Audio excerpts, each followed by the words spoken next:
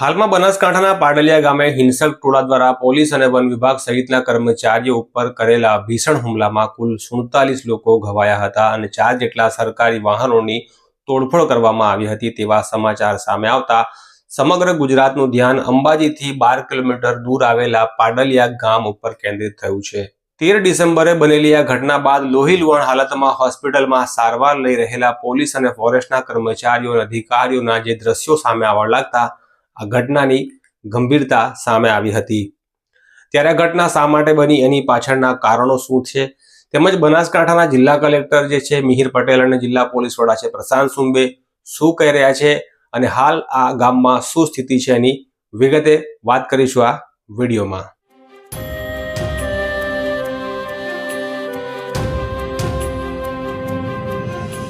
બનાસકાંઠા જિલ્લાના દાંતા તાલુકાના મોટા પેપોદરા ગામના એક આદિવાસી આગેવાન દ્વારા બીબીસી ગુજરાતી સાથેની વાતચીતમાં કહ્યું છે કે શનિવારે પાડલિયા ગામ ખાતે વનકર્મી, પોલીસકર્મી અને રેવન્યુ અધિકારીઓ પર ટોળાના હુમલાનું કારણ આપતા તેઓ કહે છે કે આખો વિસ્તાર આદિવાસીઓનો છે, અહીં લોકો પેઢીઓથી રહી રહ્યા છે, પરંતુ ઘણીવાર વન વિભાગના લોકો અચાનક આવીને તેમના ઘરો, જમીનો ખાલી કરાવવાનું કહેવા લાગે છે।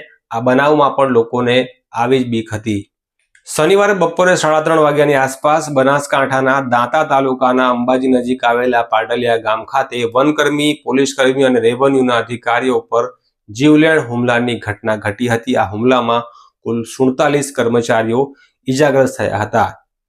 તંત્ર દ્વારા આપવામાં આવેલી માહિતી મુજબ વન વિભાગ દ્વારા પોલીસ બંદોબસ્ત સાથે પોતાની માલિકીની જમીન પર વૃક્ષારોપણ અને નર્સરીનું કામ હાથ ધરાયું હતું, જે દરમિયાન લગભગ 500 લોકોના એક ઉશ્કેરાયેલા ટોળાએ પ્રાણઘાતક હથિયારો વડે સરકારી કર્મચારીઓ ઉપર જીવલેણ હુમલો કરવાનો તેમની ઉપર આરોપ લાગ્યો છે।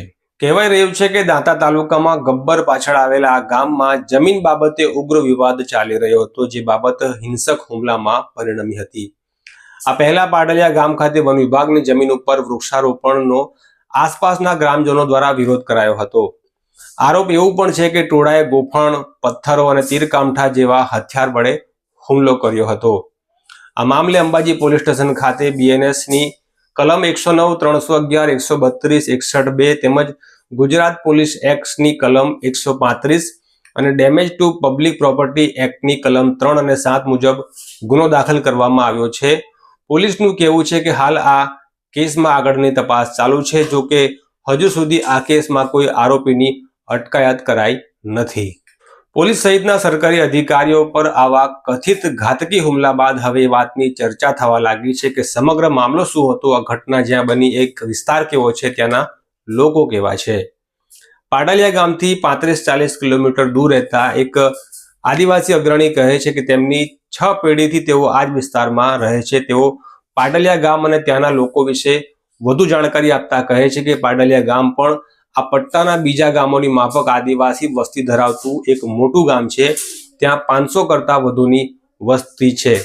તેઓ કહે છે કે ગામના મોટાભાગના લોકો ખેતીકામ અને જંગલ પેદાશોનું વેચાણ કરીને પોતાનું ગુજરાન ચલાવે છે। મોટાભાગના લોકો પાસે ત્યાં પોતાના ઘર છે। પહાડી અને દુર્ગમ ક્ષેત્રમાં પાડલિયા ગામના લોકોએ આ પહેલા ક્યારેય આવી હિંસાનો આશરો લીધો નથી।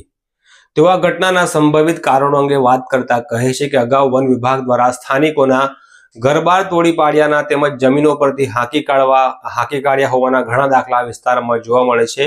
તેથી આ વિસ્તારના લોકો વન વિભાગની પ્રવૃત્તિઓને શંકાની દ્રષ્ટિએ જુએ છે। તેઓ પાડલિયાના ગ્રામજનોનો પક્ષ મૂકતા કહે છે કે એ ગામના લોકોએ ક્યારે આવી હિંસા કરી હોવાનું તેઓ જાણતા નથી। તેમની જાણકારીમાં આવું કોઈ ભૂતકાળમાં આવી કોઈ ઘટના થઈ નથી।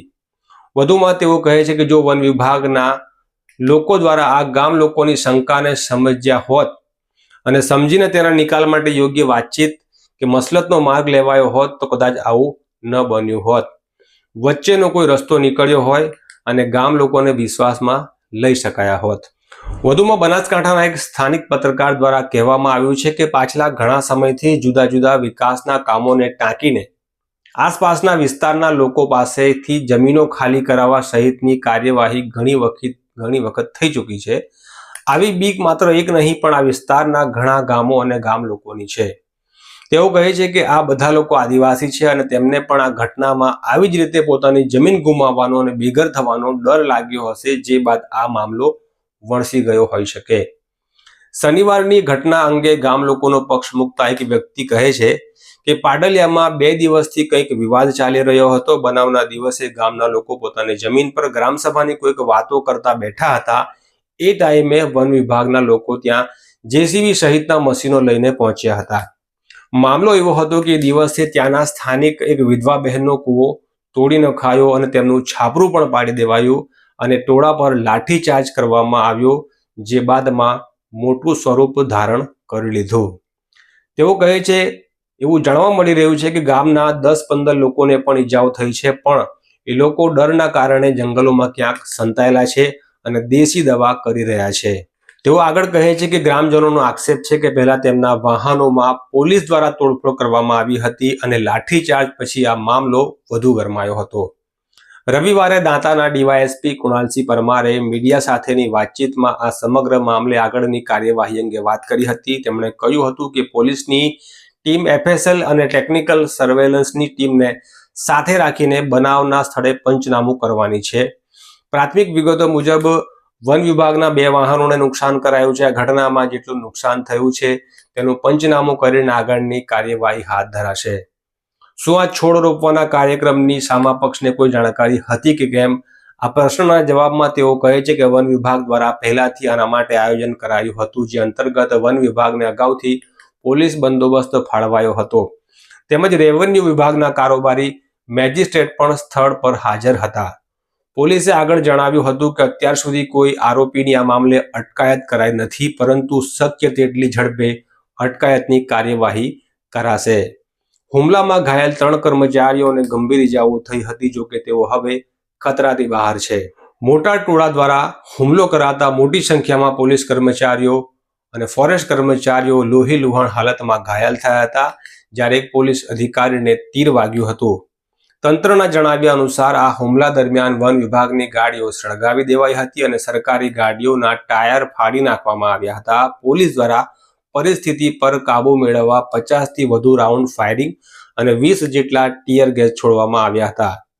બનાસકાંઠા જિલ્લાના પોલીસ અધિક્ષક પ્રશાંત સુંબેએ મીડિયા સાથેની વાતચીતમાં બનાવ માટે એક સંગઠન સામે આરોપ કરતા કહ્યું કે રોપાના વાવેતરની કામગીરી દરમિયાન બંધારણ અને સરકારમાં ન માનનારા એસસી ભારત સંગઠનના લોકોએ કામગીરીમાં અવરોધ પેદા કર્યો હતો। બાદમાં આ લોકોએ 500 લોકોનું ટોળું ભેગું કર્યું હતું। બનાવ સ્થળે પણ હાલની સ્થિતિ સામાન્ય છે। આજે ગામના આગેવાનો અને નિર્દોષ લોકો સાથે વાતચીત કરાઈ છે અને આશ્વાસન અપાયું છે। સ્થળનું પંચનામું પણ પૂરું કરાયું છે, જેમાં પોલીસ અને વન વિભાગની 2 ગાડીઓને પણ નુકસાન થયું હોવાની વાત સામે આવી છે। પાડલિયા ગામના એક મહિલાએ ગામમાં તેમના ઘર, જમીન અને મિલકતને સરકારી કર્મચારીઓની ટીમો દ્વારા કોઈપણ જાતની નોટિસ વિના શનિવારે નુકસાન પહોંચાડવામાં આવ્યું હોવાના આક્ષેપો અંગે જવાબ આપતા તેઓ કહે છે, અમારી પાસે રહેલી વિગતો મુજબ સ્થળ પર વન વિભાગ દ્વારા રોપા વાવેતરની કામગીરી કરવાની હતી। એ હેતુ માટે જ પોલીસ વિભાગ તરફથી બંદોબસ્ત ફાળવાયો હતો। સ્થાનિક કક્ષાએ થયેલા આક્ષેપો સંદર્ભે જો કોઈ વિગત બહાર આવશે તો તેની તપાસ કરાશે।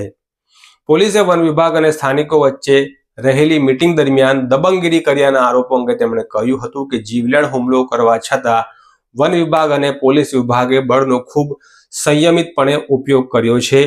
આના કારણે જ બંને પક્ષમાંથી કોઈ જાનહાનિ થઈ નથી। આ મામલો ખૂબ સારી રીતે શાંત પડ્યો છે। જે પ્રમાણે બળ પ્રયોગ કરાયેલ છે તેની વિગતો પણ તપાસ દરમિયાન સામે આવશે। ગામ લોકો પૈકી કોઈને ઈજા થઈ છે કેમ એ પ્રશ્નના જવાબમાં તેમણે કહ્યું હતું કે અત્યાર સુધી કોઈ ઈજાગ્રસ્ત સામે આવ્યા નથી। તમામ આગેવાનો સાથે વાત થઈ છે। ગઈકાલે પણ અમે આ બનાવ બાદ જરૂરિયાતમંદોને મેડિકલ અને અન્ય મદદ આપવાની તેમણે પેશકશ કરી હતી। આમ બનાસકાંઠાના જે પાડલિયા ગામમાં જે શનિવારે જે ઘટના બની હતી અને ત્યારબાદ જે સમગ્ર મામલો બહાર આવ્યો હતો, ત્યારબાદ જિલ્લા કલેક્ટરે પણ ત્યાં મુલાકાત કરી હતી ઈજાગ્રસ્તોની અને જે નાયબ વન સંરક્ષક છે તેઓ પણ ત્યાં પહોંચ્યા હતા। તેમણે પણ હોસ્પિટલમાં સારવાર લઈ રહેલા ફોરેસ્ટ અને પોલીસના કર્મચારીઓના ખબર અંતર પૂછ્યા હતા। મામલે હવે રાજકીય આક્ષેપબાજી પણ શરૂ થઈ ગઈ છે। ત્યારે અત્યાર સુધી આ વિડીયોમાં આટલું જ। વધુ વિગતો સાથે અમે ફરી પાછા સામે આવીશું। નમસ્કાર।